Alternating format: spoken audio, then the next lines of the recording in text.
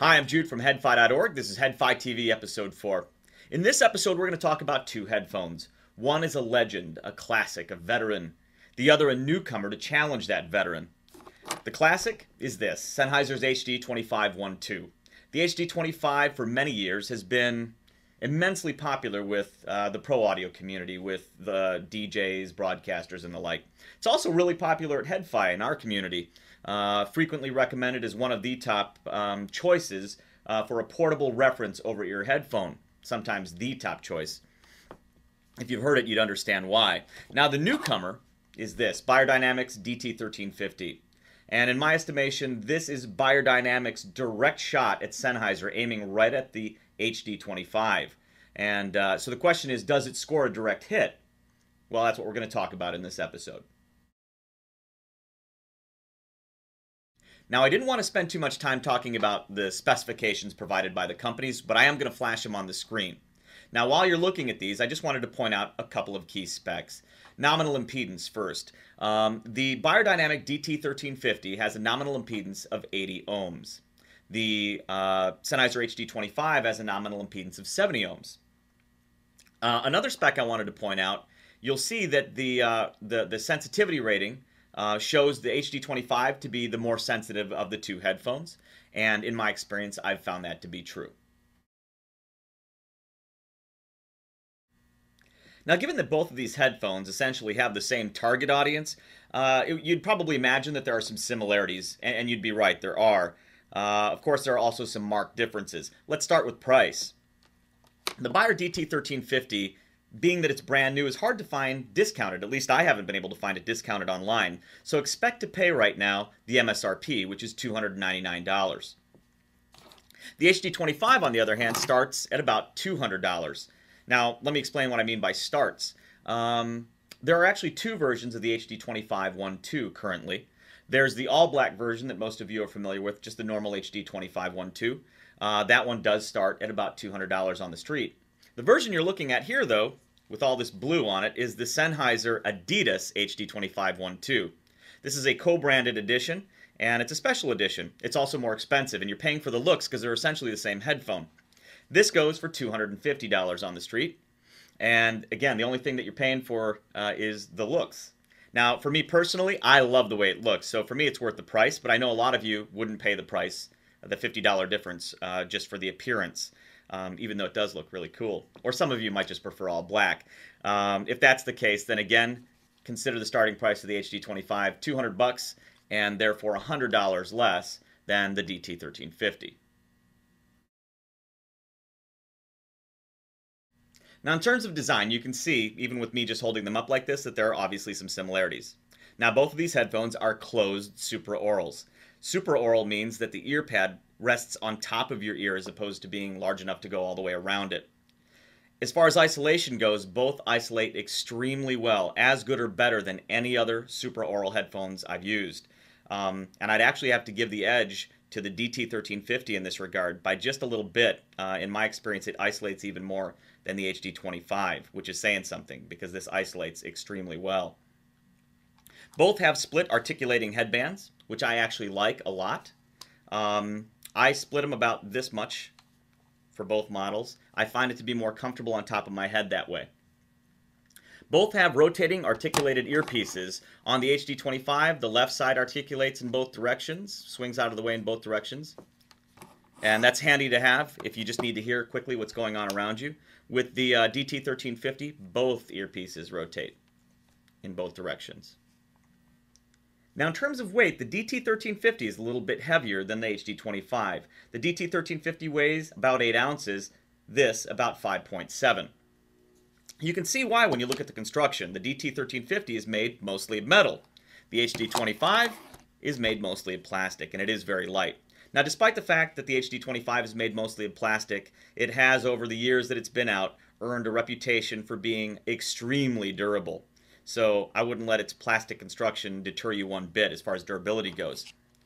The almost all-metal DT1350 obviously is a new model, so its durability hasn't been tested over time yet, but I feel very confident that as the years go by, it will also earn a reputation as a very durably built headphone. Now both the HD25 and the DT1350 have single side entry cables. On the HD25 it's a little less conventional because it enters in the right side. The DT1350 has more conventional left side cable entry. Now if you look at both cables, you'll see that the HD25 has a thicker cable than the DT1350. If you're worried about the DT1350's cable strength, however, I wouldn't.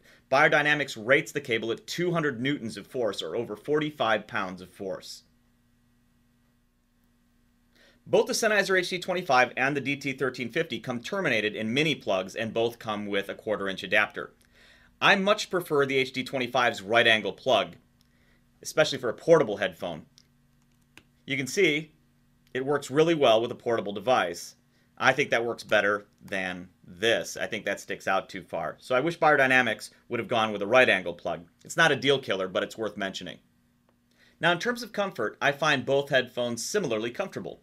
Both have high clamping force. They grip your head pretty tightly, which is to be expected with a pro audio focused headphone. That said, even with the high clamping force, and I have a pretty large head, I still find both comfortable for at least a few hours of use. After a few hours, they can both start to get a little bit uncomfortable on the ears. I do have to give a very slight advantage to the HD25 versus the DT1350 because it has a slightly larger diameter on the ear pads, and I find that makes it just, again, slightly more comfortable. Again, a slight difference, but maybe worth mentioning. One area the DT1350 does have an advantage is comfort when worn around the neck. Now I know we're talking mostly about wearing these on your ears, but every once in a while, well, actually a lot for me, I like to wear the headphones around my neck. And this is where the DT1350 has a substantial advantage. The earpieces fold flat. With the HD25, they do not. And so when it sits flat, it's better about getting out of the way of your neck and your chin. And they're just much more comfortable for me to wear around my neck when I'm not wearing them on my head. On my ears, I mean. And that's an advantage.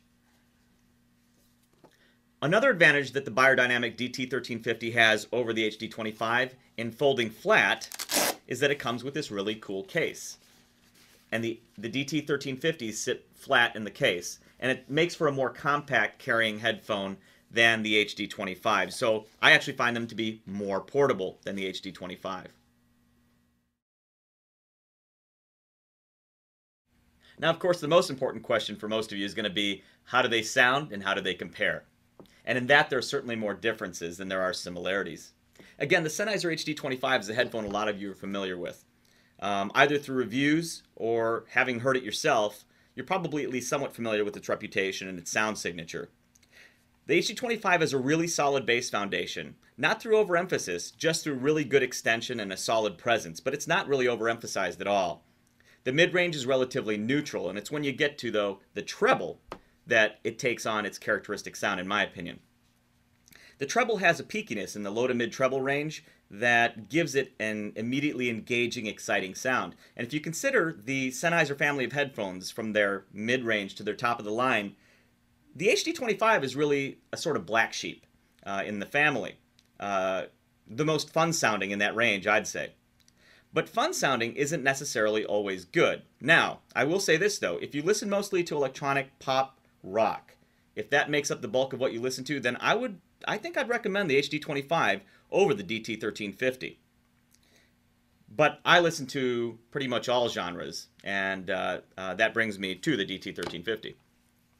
The DT1350 is a more reference headphone, in my opinion, and to my ears.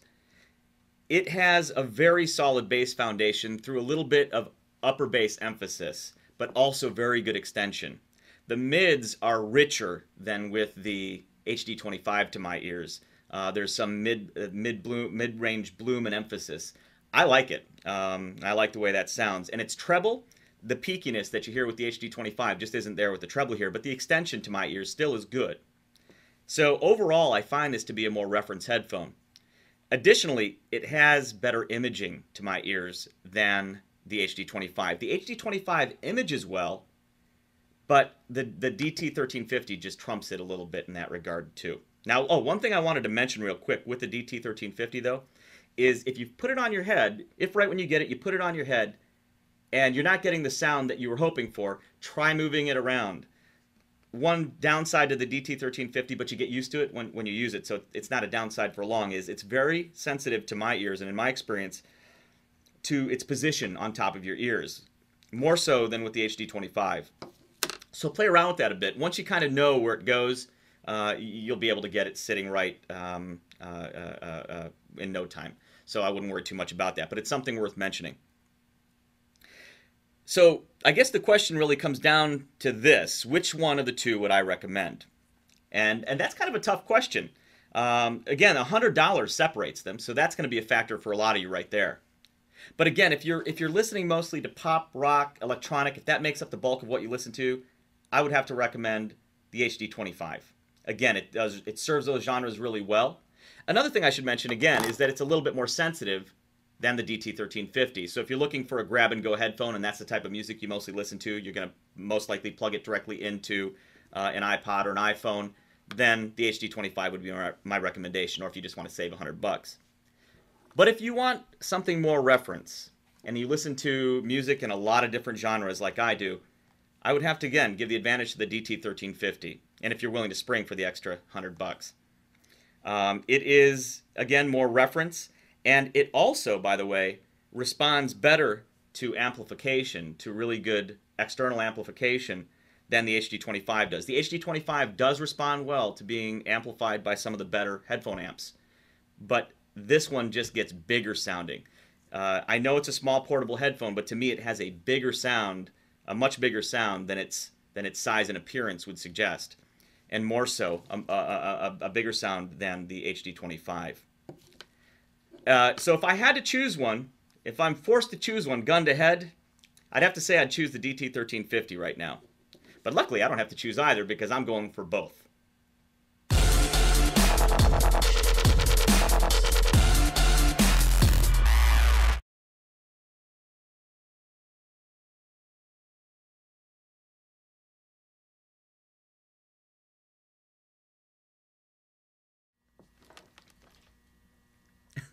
I just drooled all over myself.